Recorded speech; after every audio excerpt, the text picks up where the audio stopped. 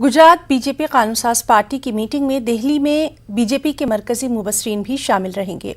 नरेंद्र सिंह तोमर गुजरात के अहमदाबाद पहुंच चुके हैं। माना जा रहा है कि दोपहर 3 बजे तक गुजरात को नया वज़ीर आला मिल जाएगा।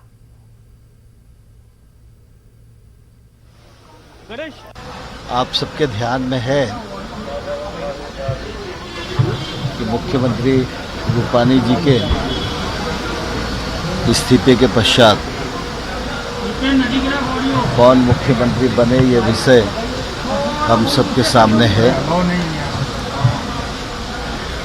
मुझे और हमारे पार्टी के महामंत्री आदरणीय तरुण चुग जी को माननीय राष्ट्रीय अध्यक्ष जी ने यहाँ भेजा है।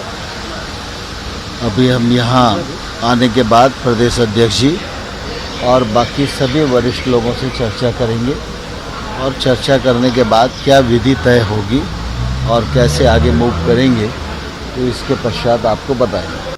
देखिए, जिस भाजपा ने विकास की खाई थी कसम, वह बार बार मुख्यमंत्री बदल के छुपा रही अपनी नाकामियों का गम। पहले उत्तराखंड, अब कर्नाटक, अब गुजरात। भाजपा ने मुख्यमंत्री पद को एक गुड्डे गुड्डी का खेल बना दिया है, जो बदल दो।